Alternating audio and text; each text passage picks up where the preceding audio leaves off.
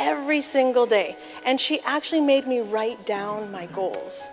It was my coach that told me, I know you can make $1 million in real estate. I thought, she doesn't know me. I don't think she's talking to me. I didn't believe her, but it did stick in my mind.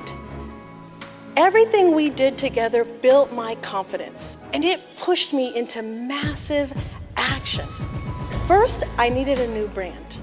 Okay, my entire identity had been with my business partner. In fact, his picture was still on my cards.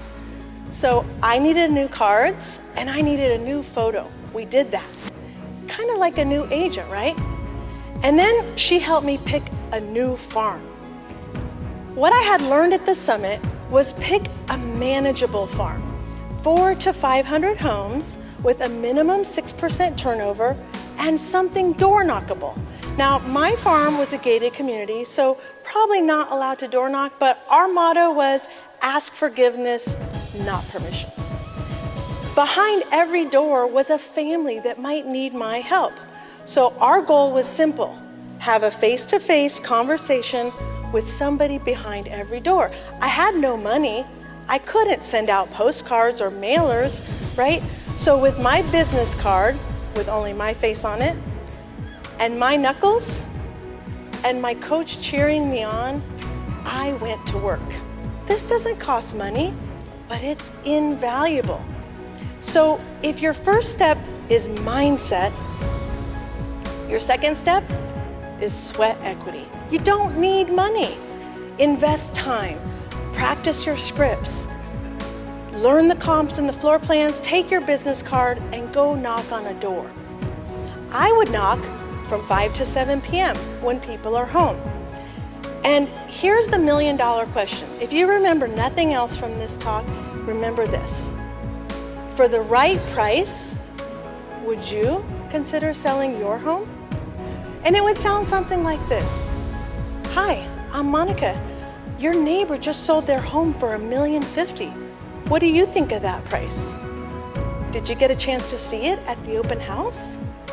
Well, that one sold fast, or for multiple offers, or for a record high, whatever the case may be, okay?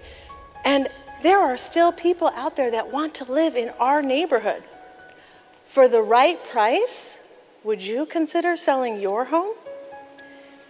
People observe your hard work. When I first started knocking, it was winter, so it would get dark early and it was cold, but I would bundle up and I would knock, and people are watching.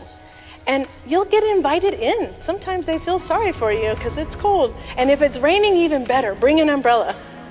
You're gonna find the next seller. About my third night door knocking in my new farm, as I'm walking up to a door, I see a lady at her kitchen table drinking a glass of wine.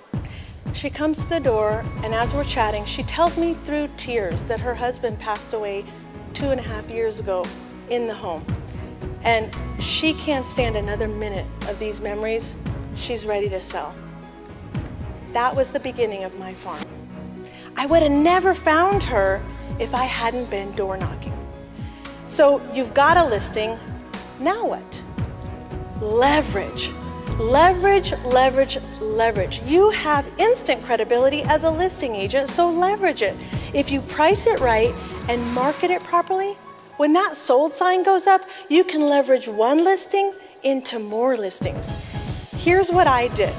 First, I do a coming soon campaign. Before the listing ever hits the market, I would door knock around the listing. Hi, I'm Monica. I just listed your neighbor's home and we're staging it and preparing it to go on the market. So it's gonna show beautifully at the open house. I would like to invite you to come by. By the way, at the open house, I'm gonna have a lot of buyers coming through that may wanna live in this neighborhood but prefer a different floor plan. For the right price, would you consider selling your home? Then, on the second, after it comes to the market, the very first premiere week, I would do a wine and cheese twilight open house. And this I deliberately do, obviously so buyers can see it after work, but so the neighbors can come check it out. And I would door knock all around the listing, and I have 400 homes in my farm, so I would also leave door hangers in case I missed somebody and they would get an invitation, and I would invite them to the open house. Then during the listing period, hold as many open houses as you can. This is how you're leveraging your listing. It's free, right? You got no money and no budget, so hold it open, right? Put out as many signs as you can and put them up early. It's free marketing and branding for you. Leverage the visibility as long as you can. And when it does sell, put that sold sign up as soon as possible. Door knock around that listing and tell the neighbors, hey, I just sold your neighbor's house. We had 3 offers on the property and it sold above the asking price. I still have 2 buyers that want to live in your neighborhood. For the right price, would you consider selling your home? Guess what? You'll find the next listing and the next listing. By the end of the first year, it's now late 2012, I had sold 6 homes in that little farm of 400 homes, and I had net a GCI, a gross commission income of $130,000. So at Christmas time, thank you. At Christmas time, I took $1,200 of that money and I bought Christmas cookies for my entire farm. And I bought a wagon and a Santa hat. And I did what I had become really good at. I went door knocking, right? I delivered 400 cookie tins and I knocked every door. And if they weren't home, I left a notepad with a handwritten note on top of the cookie tin. And if they were home, guess what? That was the easiest door knock of the entire year. Happy holidays! I brought some cookies for you and your family, and I came to wish you a wonderful new year.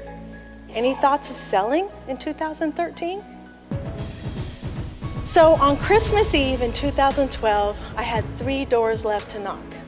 Now I know what you're thinking. You were knocking doors on Christmas Eve?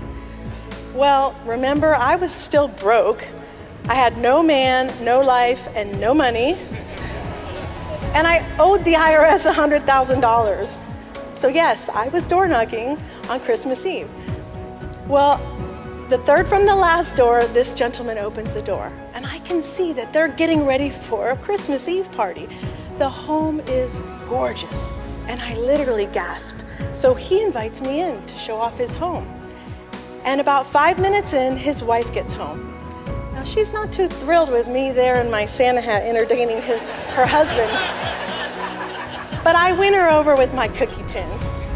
And as I leave, I ask, for the right price, would you guys consider selling your home?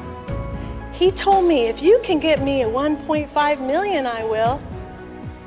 Well, when I left his home, I took this picture. And I promised myself I was going to earn that listing. 3 months later, I sold his home for $1,768,000.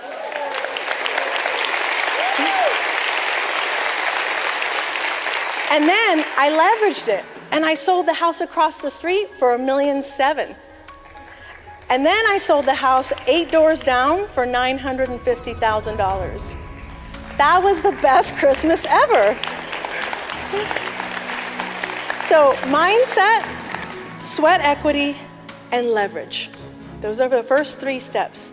4.5 years in my 400 home farm, I've sold or leased 50 homes for a GCI of over $1 million just in that farm.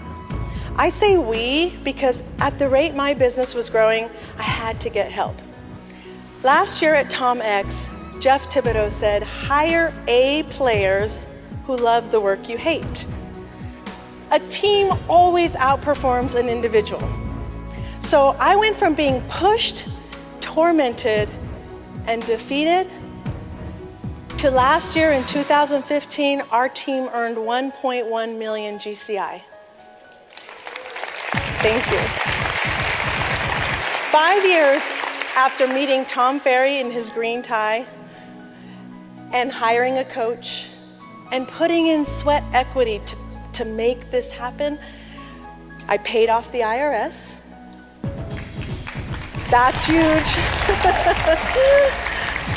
I paid off all my debt, including my car. I paid my mom back, and I even paid off her second mortgage so she could keep her home. Last year, I bought my own home, so now I live in my farm. So think about it. What's your dream? Where do you want to be 5 years from today? I challenge all of you. Dream big. After all, the dream is free. The hustle is sold separately. Anything is possible. If I can do it with no money and no budget, so can you.